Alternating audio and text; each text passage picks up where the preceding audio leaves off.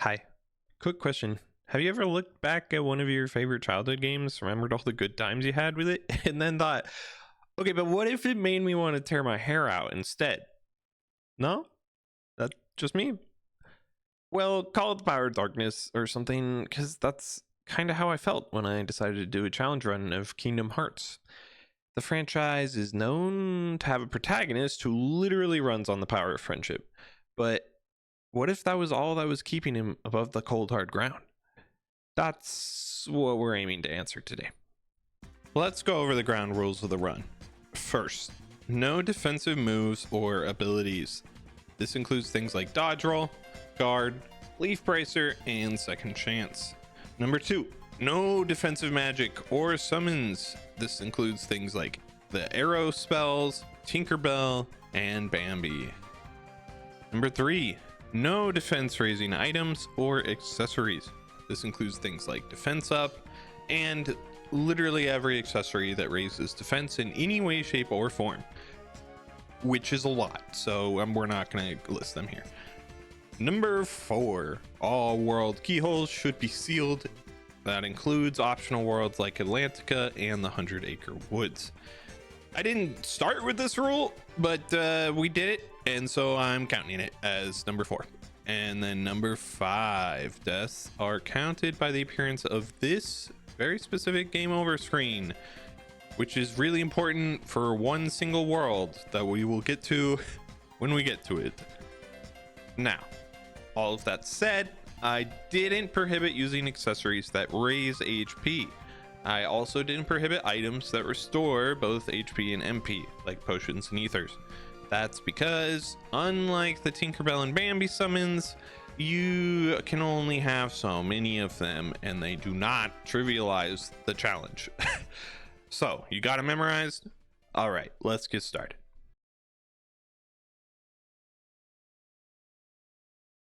After a tutorial that teaches us the very basic skill of walking in a video game, we end up needing to make a choice.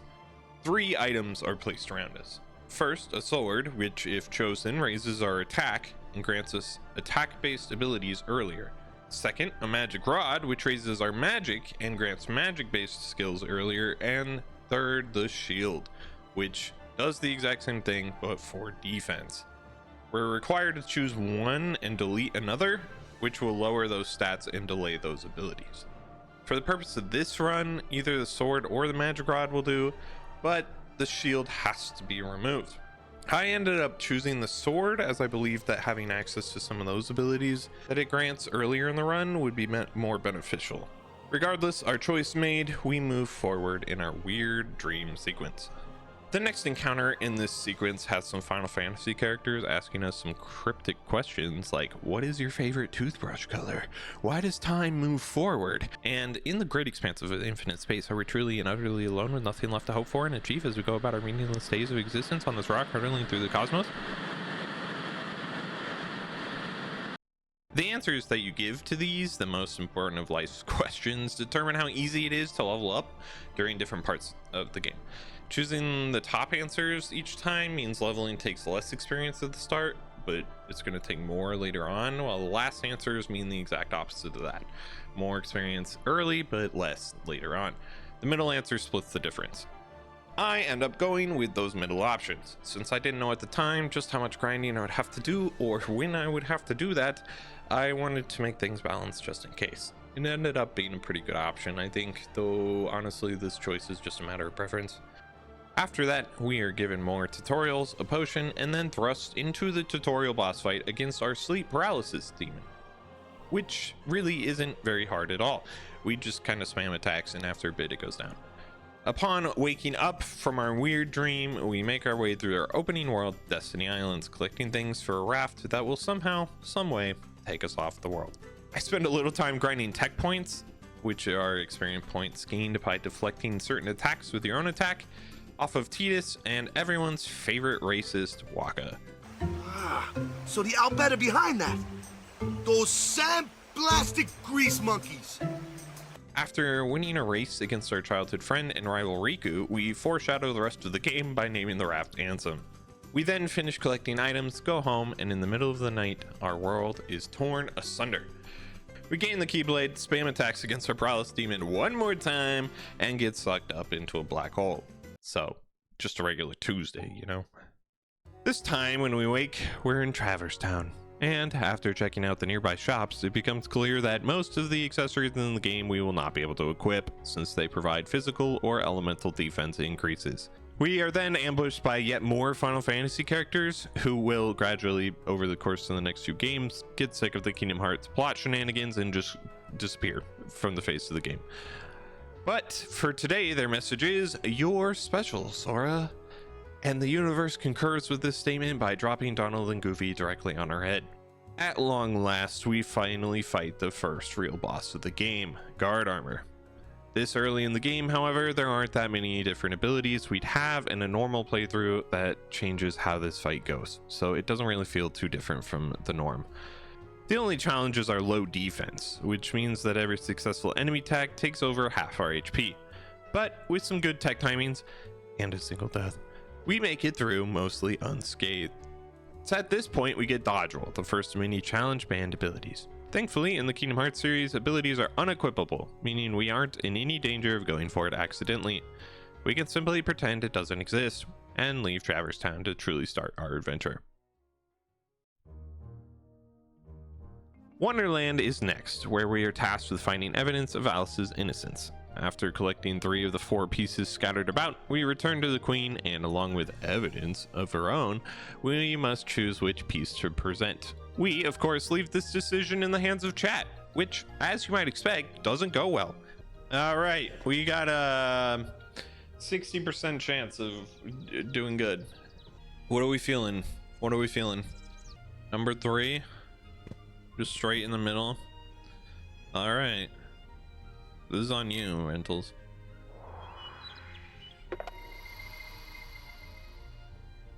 Good one, Rentals. That was a good one, Rentals. After dying once and trying again, things go a little bit smoother. We light a few lamps, take on the world's boss, Trickmaster. There's not much to say about this fight. Honestly, the hardest part comes in the second phase where he starts launching tracking fireballs. Normally you just dodge roll and move on, but instead we have to circle the chair and table in the middle of the room, using them for cover until he stops. We beat him, earn the blizzard spell, and seal Wonderland's keyhole with a... It was at this point that I made a decision that would cost us so greatly that it really should act as a warning to all those who follow in my footsteps. You see, I decided to skip the Coliseum and head straight to Deep Jungle. Well, you might say, that doesn't sound too bad, plus you get the cure spell at the end of it. But cure is like the light of an anglerfish, a lure to trap the weak and helpless. In other words, me. So, just how much did this little distraction cost us?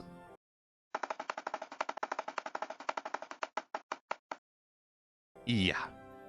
You see, each world in Kingdom Hearts comes with a difficulty level, indicated by stars on the overworld map. Wonderland is 1 star, Coliseum is 2, Deep Jungle 3. While the worlds can be played in roughly any order, it's almost like those stars actually mean something. And apparently, challenge runners like myself really just ought to heed the game's warning to ensure proper leveling. Pretty much every single event that takes place in Deep Jungle involves fighting a swarm of enemies. They alone took my deaths up to 11.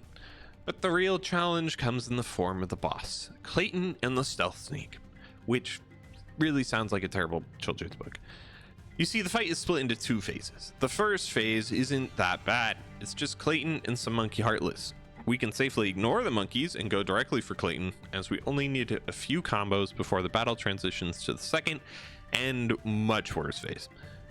Clayton opens the second phase by riding the invisible Stealth Sneak.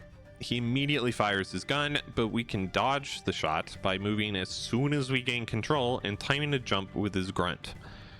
The rest of the fight comes down mostly to luck. Both enemies have health bars, but only Clayton's matters. We just need to drop him to 0 to win. Spamming attacks as fast as humanly possible keeps us relatively safe during the riding phase, and once Clayton hits the ground, we can go to town on him. A few strats for those that follow in my footsteps, for some strange reason. Number 1, bring Tarzan instead of Donald. Tarzan has healing magic. Number 2, once Clayton is separated from the stupid chameleon, you can climb to the highest point in the arena and just wait for Clayton to jump up to you. The Heartless can't really reach you, for the most part, and assuming you never finish a combo on him, you can usually and safely stun lock the Guntodian loser until he's finished. As I mentioned though, I didn't know any of these things, so after 20 deaths, we've cut our losses and finally make the smart decision to head to Olympus Coliseum instead. This world is pretty straightforward. Sora and company want to enter a tournament. Phil, get up on the Hydra's back goat guy, says we gotta do a barrel contest first. We smack the barrels and go back to brag, but Phil still thinks we ain't shit. Just as we start to leave, Hades appears and slips us a ticket, granting us access to the preliminaries. Important to note, losing the tournament match, even in the preliminaries, does not take us to the game over screen, and so I didn't add them to my death counter. Could I have? Yeah. Should I have? Let me know in the comments. Your opinion will not sway me, but engagement is good for the algorithm. At the end of the preliminaries, we fight Cloud Strife, trademarked, from hit game Final Fantasy VII, trademarked. We get destroyed, not trademarked. Unlike what I thought at the time, however, you don't actually need to beat him here. You can safely lose and still move on to the real boss of the world, Cerberus. Three-headed doggo is not that hard to beat. He has a total of 3 attacks, fireballs that can loosely track, shadow fissures that spew up from the ground, and bite attacks. With our current moveset, the only moves we can really punish are the bites. This fight's basically just a test of endurance and patience. With our limited defense and HP, we can only take 1 singular hit before it's over. After getting a little greedy on the first attempt, we take down the tricephalic canine on our second, and finish up this world, at least for now. Of special importance though, is the fact that we obtain Sonic Blade for our efforts. The first of a few attacks that make us invincible while dealing great amounts of damage. This, along with a few others down the line, one in particular, really make a difference in our ability to complete this run. But now there's nothing standing between us and our destiny. So we pack up our bags and head back to deep jungle and straight into the sights of Clayton's shotgun. Well, sort of. After one more failed attempt, don't forget your potions, kids, we switch out Donald for Tarzan, grind for an extra level or 2, and then we take on Clayton one more time. And it goes way better. The game plan doesn't really change too much, but due to our new levels and Tarzan's healing, our first major roadblock goes down. We seal the world's keyhole, get a new keyblade, and vow to never, ever, ever return to this world. Our next stop is back at Traverse Town to unlock a new path, get the ability to warp between worlds finally, and do some miscellaneous tasks like delivering Dalmatians for items, and finally seal the keyhole. During our little trip, we die just a few more times to random mobs, run into Riku, who, by the way, immediately accuses us of abandoning him, which is like projection number 101, and then we manage to beat the boss reverse armor on our first try. As with guard armor, the biggest factor here is just being high enough level to actually deal good damage. There isn't that much technique involved. With that, the first group of worlds comes to a close, but our pain is only just beginning.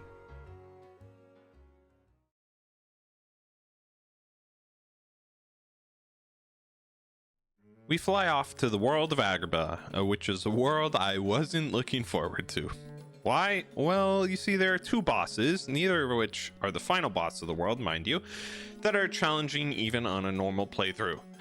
But before we can get to them, we have to free Aladdin from a sandpit, a task which we do successful. Wait, what do you mean he freed himself? Why were we even there then? I'm pretty sure bro's conning more than just the guards in town. Anyway, after doing Aladdin's dirty work, we chase after Jasmine, who has been kidnapped by Jafar. This leads us to the first of the 3 bosses in this world, Pod Centipede. This boss consists of a head with antennae that will swing periodically, a butt with tails that will damage us if we touch them, and the body, which, as the name suggests, is made up of Pod Heartless. Doing a full combo on either the head or the butt will break the creature apart, allowing the pots to be struck individually. I found it best to do this, destroy the pots as well as any other pots in the area, and then focus on the head. Sonic Blade comes in clutch here thanks to the invincibility it provides, and with our high strength stat we do considerable damage per use. With a little patience, luck, and magic, we make it through first try. Unfortunately, Jasmine gets snatched while we're busy, so we make chase, running headfirst directly into the Cave of Wonders boss fight. This fight was my number one concern going into this run. My luck when it comes to this boss is always abysmal, and without some basic tools like dodge roll and the arrow spell, I was more than a little concerned it was going to take many tries. The goal in this fight is to remove the darkness in each of the cave's eyes. You can do this by either waiting for it to lower its head or by climbing on top of it and attacking it from above. The latter is preferable. It means you have way more opportunities to land hits. Unfortunately, for some strange reason, the cave doesn't really like you trying to remove the darkness. It will periodically fire tracking lasers from its eyes, shake you off of it, and worst of all, spew out a variety of heartless that all have tracking moves of their own. Lovely. Really, outside of trying to get on top of the head and destroying at least one eye as fast as possible, we didn't have much of a game plan. We prayed fervently to RNGesus and hoped the heartless were on strike. After 2 attempts that went really poorly, I decided to cut my losses early. See, I can learn. Then we headed back to the Coliseum for some levels and to complete the first cup, the Fill Cup. As I mentioned earlier, dying in the Hercules world isn't real and cannot hurt us, so the stress is completely gone. Regardless, the Fill Cup is easiest in. We beat it and gain the magic spell Gravity. This spell does a fixed percentage of the remaining HP of foes, and I hardly ever used it. Do not be like me. Now, with nothing standing between us and our fate, we head back to Agrabah. Thankfully, it only takes 2 more attempts before the RNG gods bless us and we defeat the cave. One trick I utilized was making sure Donald and Goofy were almost always alive. They make for excellent heartless distractions, which is their only purpose in life. The rest of Agrabah is downright easy in comparison. We head into the cave, get a little lost, nab some treasure, and fight Jafar. His boss fight, unlike the other 2, is super easy. It's split into 2 phases. The first has him circling the arena casting spells. He poses little to no threat, assuming you aren't dumb enough to be standing in the middle of the arena when he casts his blizzard spell. Where'd he go? The hell? That's not fair. Ow! Oh gosh, no, that's no fun. In his second phase, he turns into an all-powerful, you can't see it, but I'm doing massive air quotes on that, all-powerful genie. Unfortunately for him, he forgot to read the fine print. We beat up Iago, grab his lamp, and trap him away until his return in the second game. I literally have no other notes on this boss. He is that easy. During our fight, however, Jasmine was again stolen away, this time by Riku, so we seal the keyhole, gain another keyblade, and then leave the world. After a few more random wanderings around, we depart from Agrabah and head to the next world. On our way, however, a giant whale flies through space itself to swallow us up. Monstro is truly built different. As a level though, it's pretty straightforward, assuming you don't get lost, that is. As a kid, I spent an eternity wandering the psychedelic halls of Monstro's insides, completely lost on where to go. Turns out, green requiems spawn in front of the entrances you're supposed to use. You learn something new every day. Our goal here is to rescue Pinocchio, who's kidnapped twice, first by Riku, then by the boss of the world, Parasite Cage. The boss comes in 2 phases. The first has us team up with Riku, who mostly just runs around the perimeter of the arena shouting stuff. Very helpful. The boss only has a few attacks in this phase, but a few attacks is all that it takes to kill us, since our defense is so incredibly low. As will become common, hit and run tactics worked well here. After we defeat it, the cage disappears and we are teleported by cutscene to the entrance again. Here, we grab the ability High Jump, and using it, head to Monstro's stomach to finish off the boss once and for all. This phase is quite a bit tougher than the first. The arena floor is mostly covered by acid, which will continually damage us. The boss also adds a few new and neat tricks, like a body slam and an acid breath attack that briefly inflict poison. With all that damage flying around, Donald and Goofy are basically useless, so we can't rely on them much for anything. What's new? The key to winning this fight was to keep moving and be patient. The poison attack is heavily telegraphed, so it isn't that bad to dodge. The body slam comes out quicker and will necessitate healing when we get hit by it. We try to choose our openings wisely, wail on the boss when it's stunned, and come out victorious. Pinocchio is saved, and we are sneezed out of Monstro. We do a bit of backtracking to grab some chests and items that are now accessible to us before heading back to Olympus Coliseum to finish the second cup and earn what is undisputably, given that this is my video, the single best ability in the game, Strike Raid. We quickly learn, however, that we attempted this way too early. With no defense to our name, we take too much damage from every single enemy. And the final pits us against Yuffie and Leon, both of whom hit like trucks. And Yuffie's a special problem since we can't use the arrow line of spells to deflect her projectiles. After a valiant but doomed effort, we head to our next world. Sort of. We first stop by Atlantica, mostly to check if our damage is on par. It isn't. So instead we pivot to Halloween Town. Our goal in this world is to help build a true heart, or something along those lines. I honestly forget. As per usual, it mostly involves a lot of back and forth across the world before our plans end up stolen by Shock, Lock, and Barrel, the mischievous 3 kids in the employ of Oogie Boogie.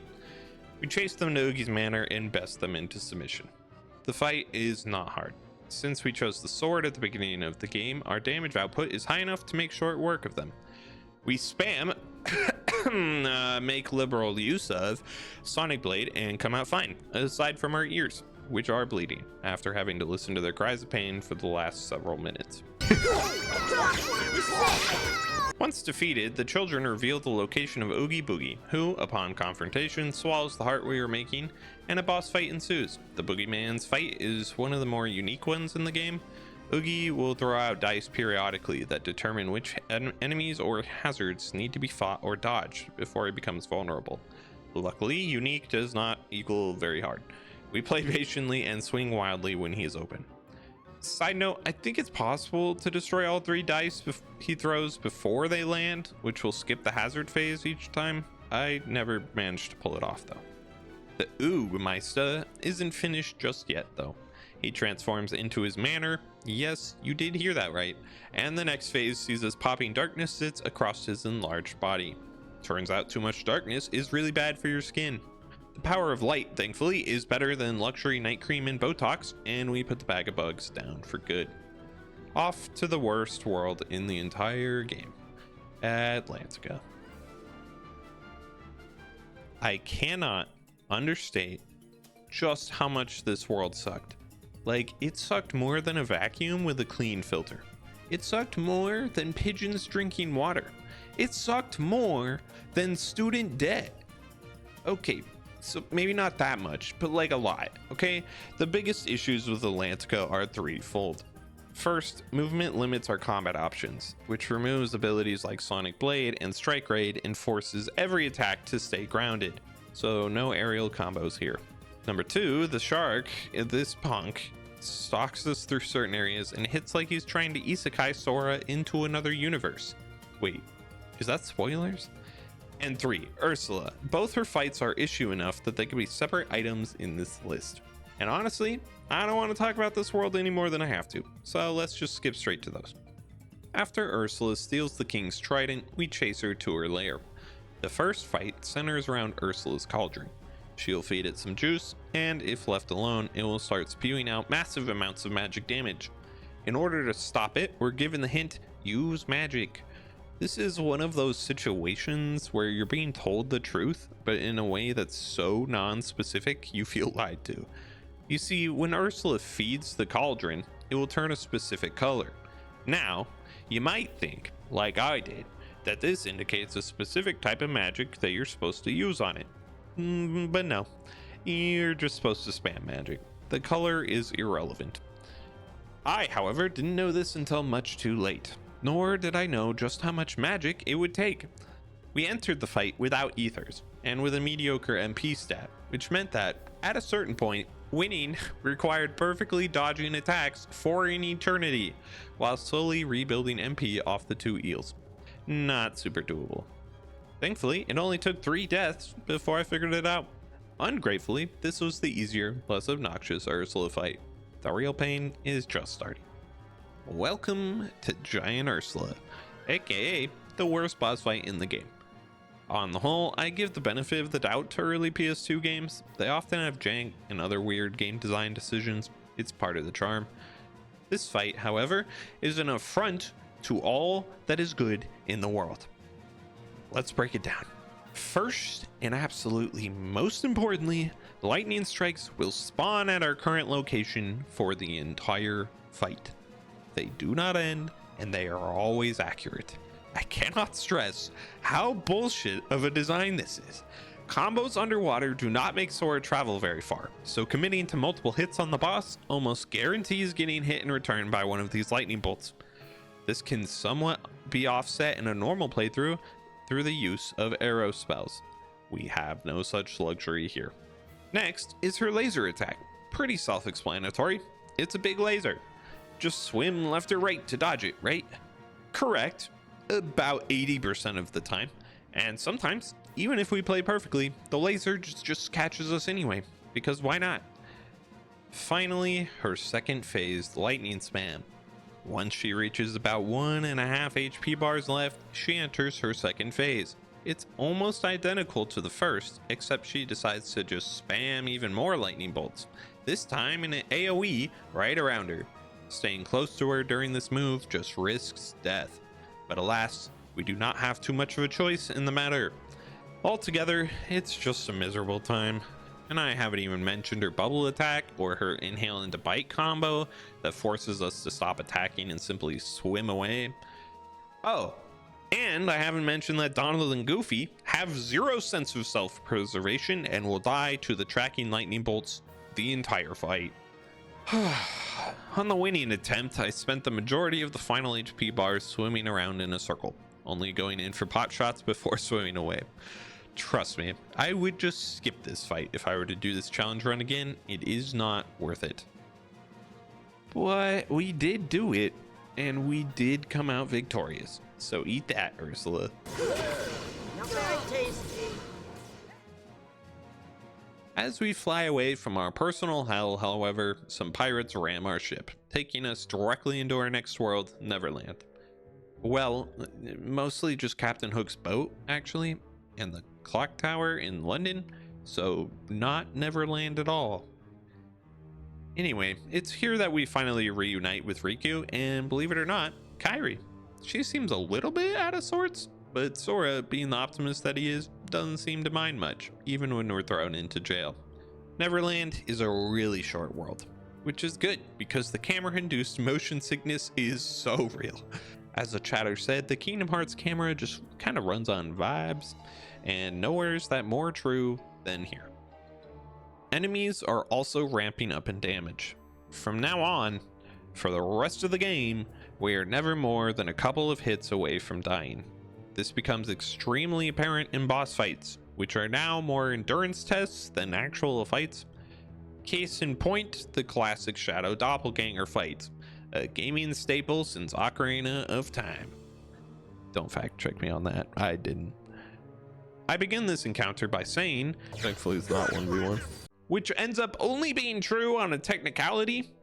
Donald and Goofy are technically present, but they die so fast it might as well be a duel. Shadow Sword doesn't have many attacks. He mostly wanders around aimlessly for some reason, but each attack does hit for just under half our HP. Like most fights of this type, the doppelganger loves to teleport behind us and strike, so staying on the move is crucial. The real trouble starts when he drops to about half HP. He splits into 3 identical copies. The 2 fakes, thankfully, go down in 1 hit. Thunder works really well here, but they all hit just as hard as the real one. The cramped room and scattered furniture make maneuvering a nightmare, and getting pinned in a corner is basically a death sentence. After beating up our shadow, Captain Hook outs Riku as a codfish and sicks some heartless on us. We utilize the absolute trash flying mechanics to defeat them and head immediately into the confrontation with Hook himself. This fight is extremely easy. You see, Hook can hit like a bully on dodgeball day, and he does have a ton of hyper armor that makes combos difficult, but anytime we fly over the ocean, he has a tendency to just yeet himself off the boat in pursuit. This causes him to enter an animation where he screams, "You'll not get the other hand!" and scurries his way back to safety Looney Tunes style. He's completely vulnerable while reliving the trauma of losing his hand, so we can safely hit him with a combo or two, and then just rinse and repeat. The only other worry is the battleship Heartless he summons, but these are easily destroyed, or even ignored. After way too long of a fight, we send Hook swimming and make it back to the clock tower with Windy. Here we seal Neverland's keyhole, which is in London for some reason, and get the glide ability. With that, we are officially entering the end game. First, though, we head back to Olympus Coliseum for some revenge. At this point, our levels are high enough to trivialize all but the Leon and Yuffie fight for us. Or rather, for me, since Donald and Goofy are useless, like always. I focus on Yuffie first, since she can heal herself, and after that, Leon is quickly dispatched, and we obtain my favorite skill in the game, Strike Raid. Now, why is this ability so good? Two reasons. First, it deals heavy damage to literally everything in the game, including bosses. And second, and way more important for this run, you are completely invincible while using it. No taking damage, no getting stunned, nothing. Just pure, uninterrupted destruction. Yes. Anyway, after some miscellaneous tasks, we also attempt the third cup in Olympus Coliseum. But after Hercules kicks my butt twice, I decided to come back at a later time. This would prove to be a mistake, but more on that when we get to it. For now, on to the second to last world, Hollow Bastion. If Neverland was a bump in difficulty, Hollow Bastion is a spike. It doesn't help that we start by getting our Keyblade stolen by Riku, a plot point, mind you, that won't be explained or elaborated on for many games, and that Donald and Goofy ditch us to go with him. This, however, is not exactly a major loss. In their place, we get Beast, the best optional party member in the entire game. Like, it's not even close. Bro really lives up to his name.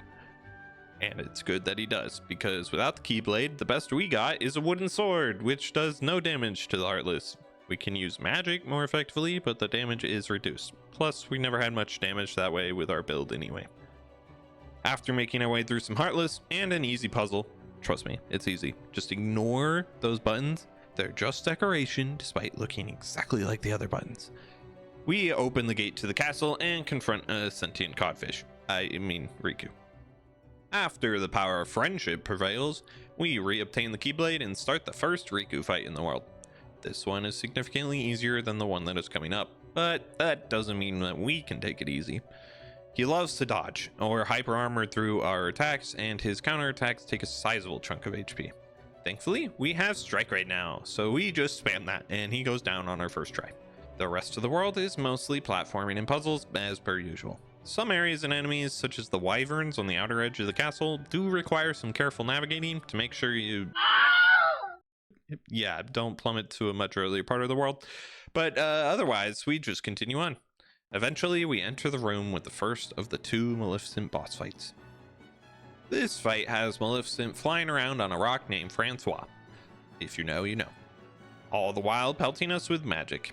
The best strategy is simple. Hit Francois until it drops, leaving Maleficent open for a combo, then Strike Raid right through her meteor or lightning attacks. Francois will eventually recover and drift across the arena. Chase it down and repeat until she's finished. Of course, that's the best strategy. What happens instead was us running away from every single magic attack, resulting in needing to deal with Heartless that she periodically will summon. This makes the fight more annoying, but we do persevere and come out on top. Unfortunately, the true fight is just beginning. Maleficent stumbles backwards into a darkness portal, leaving us a chance to save and heal up before heading after her. And save we do, because this next fight is one of the hardest in the entire game. After chasing her into the portal, not Riku, trademarked, will show up and release her heart to darkness. Fancy words for she becomes a dragon. There's a lot to manage in this fight.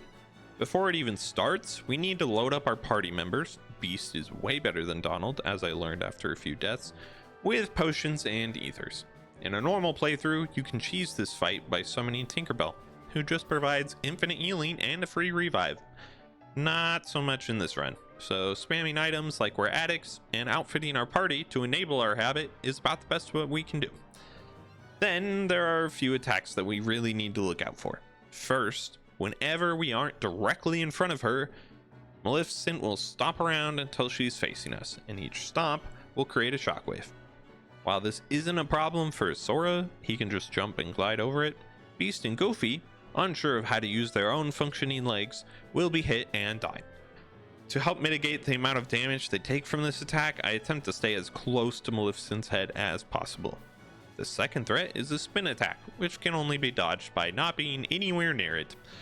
Thankfully, she has a telling windup, so paying close attention gives us the time to get out of the way. The third and final attack, and the biggest issue for us, is her flames. She loves spamming these green flames, and they will linger on the ground in front of her for frankly way too long. There's not much to do but get out of the way, which inevitably makes her stomp after us. And of course, that inevitably kills our party members. I tried to keep enough MP to heal them and just endured it. Seriously, this fight is a full-on endurance test, and it sucked, no matter what I did. Thankfully, there is a safe time to attack her after the bite combo, as it leaves her with just enough end lag to get a combo in.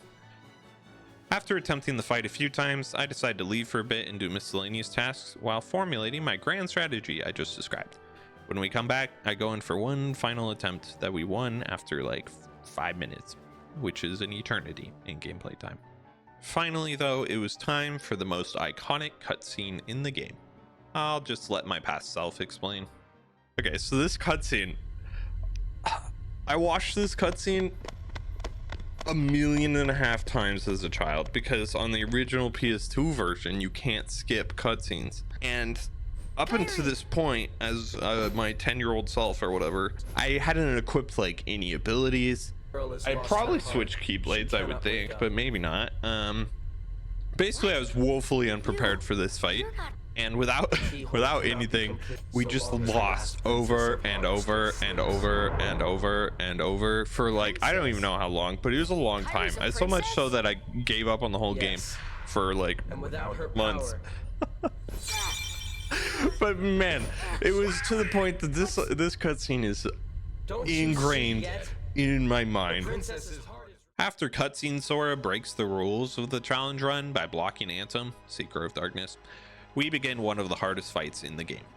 Riku Ansem carries over the same moves, block potential, and hyper armor from the first fight, but he will additionally power up through a darkness aura buff, granting all of his attacks AoE effects or additional hits.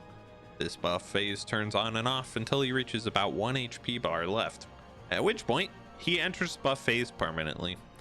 Oh, and we have no party members during the fight. So now that I'm thinking about it, that's not really anything new. We give it an earnest attempt, only to get absolutely destroyed. Realizing I'm underleveled, I then proceed to spend 40 minutes running around Hollow Bastion, grinding for levels and gathering items I miss. After we do so, I'm feeling more confident, and we head back for our revenge. It's at this point that chat convinces me to watch the cutscene in full every single time I die. I guess watching it 100 times as a child wasn't enough. They needed to be there to witness my pain. So after 2.5 minutes of watch-along content, we get back into it. There are a few strategies I employed that worked well during this fight. First, as in the Maleficent fight, I brought as many elixirs and ethers as possible. More MP means more heals and strike rates, both of which help to make it through the dangerous buff phases. The second strategy was to use the time-tested arts of the hit and run. Since Riku Ansem likes to block or armor through many of our attacks, the best way to ensure hits on him safely is to run in, bait an attack, then dodge and hit. Rinse and repeat until he enters a buff phase. Once he does, strike rate is our best friend. Since we are invincible during it, I just spam away, and once it ends, I can just jump and glide through or over most of his other attacks. This strategy continued to work all the way up until he entered his final bar of life. It's at this point that he adds a new attack to his repertoire. He becomes invincible, flies around the stage attacking, and finishes with a massive slam that sends spikes of darkness erupting from the ground. The best way I've found to dodge it is to just jump and glide towards the upper left corner of the arena, facing the giant heartless symbol, and just kind of frantically spam glide until the slam hits. Riku Ansem almost always follows up with a dash attack, which we can jump to avoid, heal up, and then go right back to our own spam of strike rate. Now, If this plan is so foolproof, why did I end up watching the pre-fight cutscene 4 times?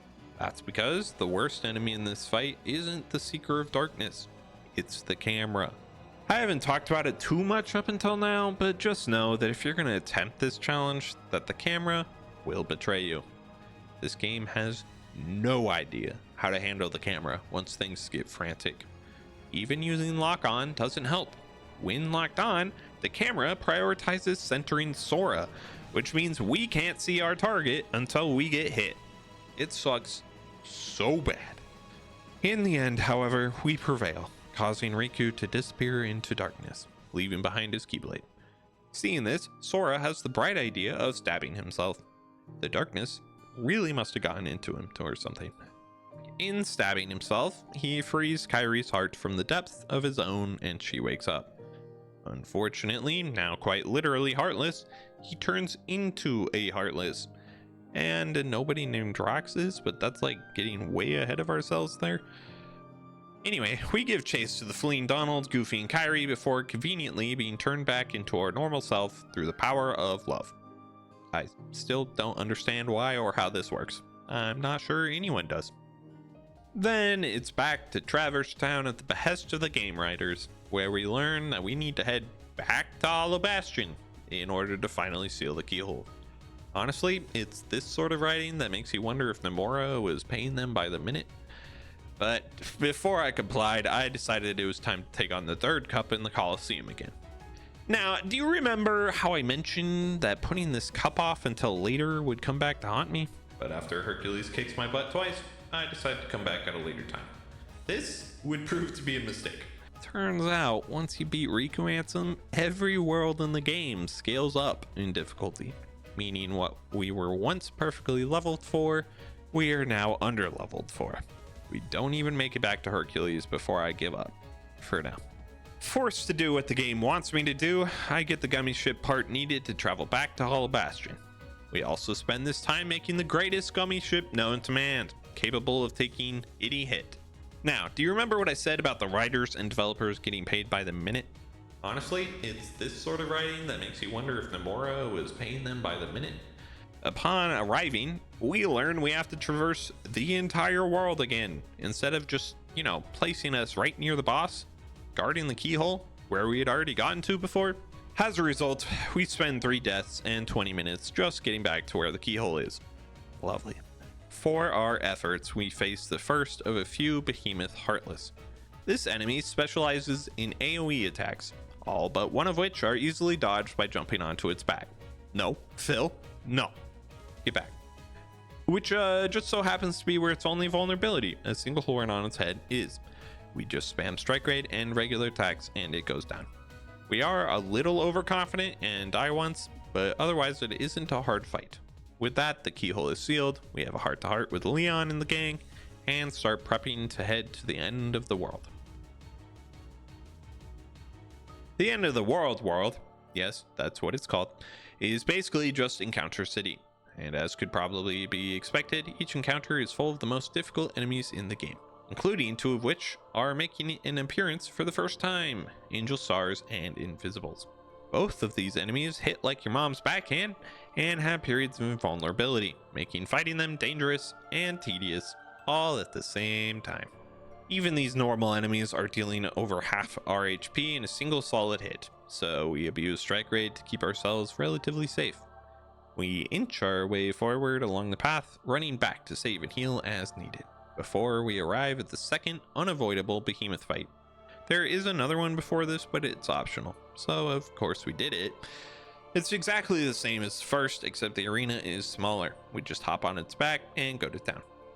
After the fight and a cliff area, we arrive at a world encounter rush, which is similar to an infamous boss rush, but instead of bosses, it's just enemies from every single world. Most of it's optional, but we are severely underleveled at this point, so we do all of it. The final world is the 100-acre woods, which contains a save point. This is sorely needed because up next is a boss that truly tested my sanity and the very limits of this run, Chernabog. Let me begin by trying to set the stage on how difficult this fight was. Walking into the fight, I was at 72 deaths. By the time I beat him, that number was up to 83. That is the single largest increase we've had from a fight since Clayton and the Stealth Snake. By our winning run, we had gotten the Boxster's moves down to a science. I knew when to strike, what attacks needed avoiding, and where to position myself at all times. The first phase isn't too bad since we mostly just stay behind his head and run back when he summons a fire pillar around him. It's the second phase that requires precision. Instead of spending a few minutes going through everything, I think I'll just let you watch, starting partway through the winning attempt. Donald! Don't run in until the fire's for sure gone. Ha! Come on! So that I don't have to heal, so I can just run straight in. Attack. Come on! And that's basically it. Okay. We're close. We're close, man.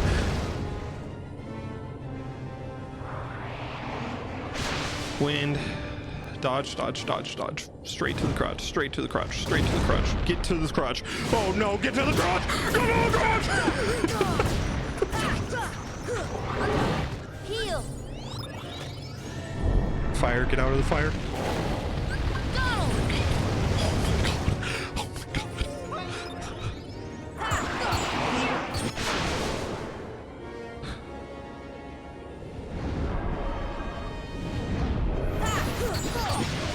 Please. Come on! Please. Oh my god, kill him, guys. You can't kill him. We have to do this one more time. Heal!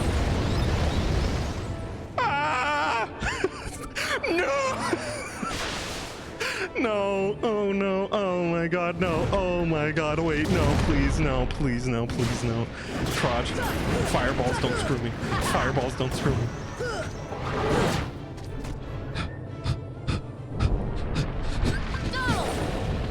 This is it. This is the run, boys. I'm beginning to believe.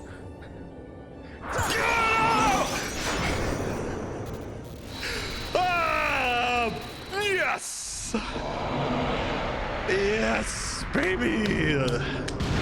Let's go! Let's go! Oh my gosh.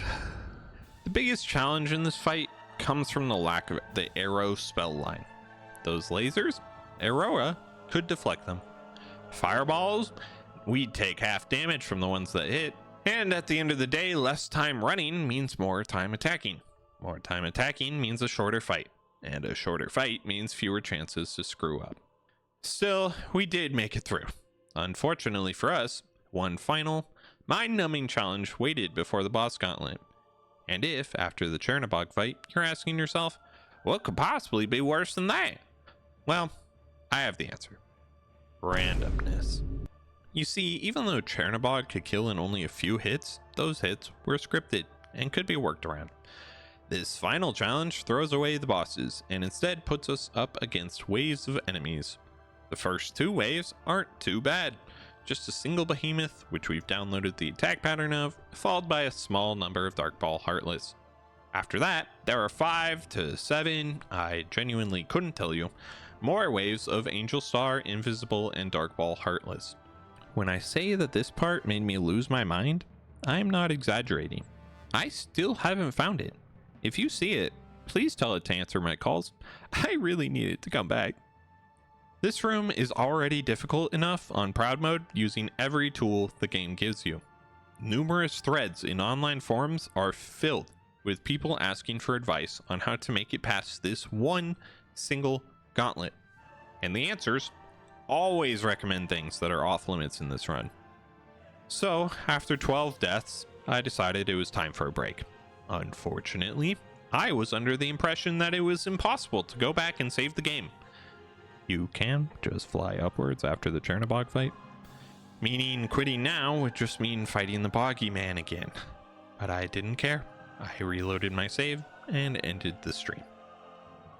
Upon coming back in a few days, we beat Chernabog on our second reattempt.